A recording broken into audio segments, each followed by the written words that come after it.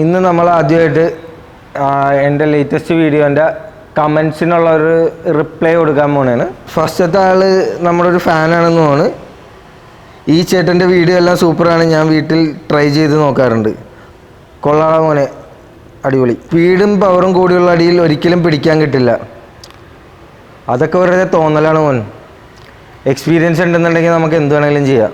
അടുത്ത നമ്മുടെ ഒരാൾ കമൻറ്റ് ചെയ്തിരിക്കുന്നത്, അടി വരുമ്പോൾ ഒന്നും ഇങ്ങനെ അല്ല വരിക എന്നാണ്. അടി എങ്ങനെ വന്നാലും നമ്മൾ പിടിക്കും, അതല്ലേ മോനെ ഹീറോയിസം. ഇനി നമ്മളുടെ മറ്റൊരു സുഹൃത്ത് പറഞ്ഞിരിക്കുന്നത്, വീണ് കിടക്കുന്നവരെ അടിക്കരുതെന്നാണ്. വീണ് കിടക്കുന്നവരെ അടിക്കരുതെന്നാണ് എൻ്റെ അച്ഛൻ എന്നോട് പറഞ്ഞിട്ടുള്ളത്. വേറൊരു സുഹൃത്ത് ചോദിച്ചിരിക്കുന്നത്, ഇങ്ങനെ എതിരാളി നിന്ന് തന്നാൽ പറ്റും, അല്ലെങ്കിൽ പടവാകുമെന്നാണ്.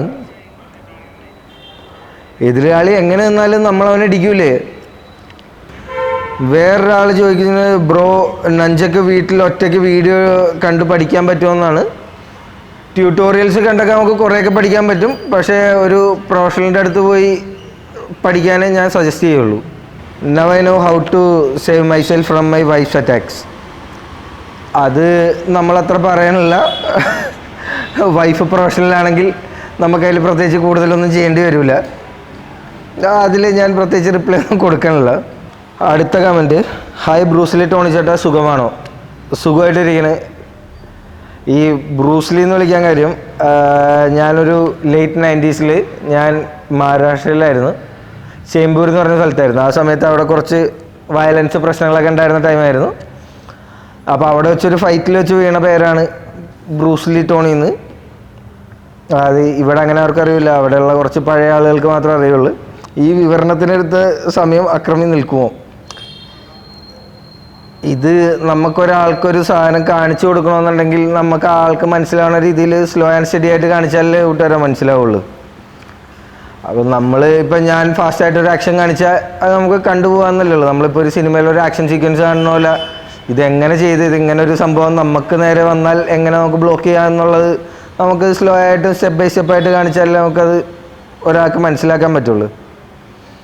ഓക്കെ, അടുത്തത്, കുത്താൻ വരുന്നത് മുകളിൽ കൂടിയല്ല താഴ്ത്തുകൂടി വയറിനാണ് കുത്താൻ വരുന്നതെങ്കിൽ എന്ത് ചെയ്യും?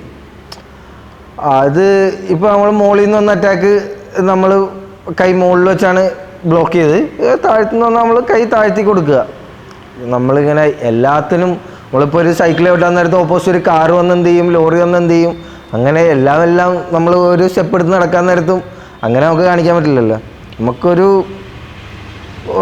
വരാവുന്ന ഒരു ചാൻസ് ഉള്ളതല്ലേ നമുക്ക് കാണിക്കാൻ പറ്റുള്ളൂ. ഇത് കൊള്ളാം. അക്രമിക്ക് ദിവസക്കൂലി കൊടുത്ത് നിർത്തേണ്ടി വരും, പക്ഷെ ഇതൊക്കെ കാണിച്ചു കൂട്ടുന്നത് വരെ നിന്ന് തരണ്ടേ അവൻ.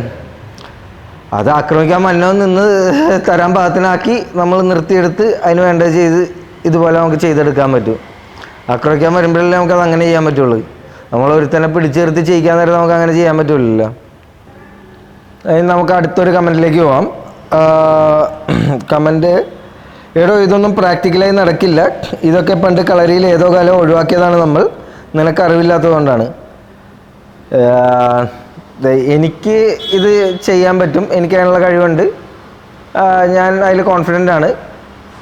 ഇതുപോലെ തന്നെ കഴിവുള്ള മറ്റു പലരും ഈ ലോകത്തുണ്ടെന്നാണ് എനിക്ക് തോന്നുന്നത്. ചിലപ്പോൾ നിനക്ക് അതിനുള്ള കഴിവില്ലാത്തത് കൊണ്ടായിരിക്കാം നിനക്ക് അങ്ങനെ തോന്നണത്.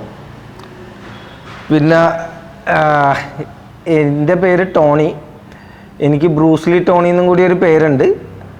അത് പണ്ട് മഹാരാഷ്ട്രയിൽ ചേമ്പൂർ എന്ന് പറഞ്ഞ സ്ഥലത്ത് വെച്ച് എനിക്ക് വീണൊരു പേരാണത്. നിനക്ക് വല്ല സംശയം ഉണ്ടെങ്കിൽ നീ ഒന്ന് ഗൂഗിൾ ചെയ്ത് നോക്കിയാൽ മതി, അപ്പോൾ കിട്ടും. സുഹൃത്തുക്കളെ, അപ്പോൾ ഇന്നത്തെ ഈ സെഷൻ നമ്മളിവിടെ വൈൻഡപ്പ് ചെയ്യുകയാണ്. സമയത്തിൻ്റെ പരിമിതി മൂലം നമുക്ക് ഇനി ഇത് കണ്ടിന്യൂ ചെയ്യാൻ പറ്റില്ല, എനിക്കൊരു ഫ്ലൈറ്റ് വെയിറ്റിംഗ് ആണ്. അപ്പോൾ കുറച്ച് സുഹൃത്തുക്കളുടെ കമൻസിന് മാത്രമേ നമ്മൾ റിപ്ലൈ ചെയ്തിട്ടുള്ളൂ. നമ്മൾ റിപ്ലൈ ചെയ്യാത്ത കമൻറ്റ്സ് ചെയ്തവരാരും വിഷമിക്കരുത്. നമ്മളൊരു 2 ദിവസത്തിനുള്ളിൽ തന്നെ ഞാൻ റിപ്ലൈ ചെയ്യാം. പിന്നെ അടുത്തൊരു വീഡിയോയുമായി നമ്മൾ എത്രയും പെട്ടെന്ന് തന്നെ കാണാം, പുതിയ ടാക്ടിക്സും പുതിയ ടെക്നിക്സുമായിട്ട്. Okay, by.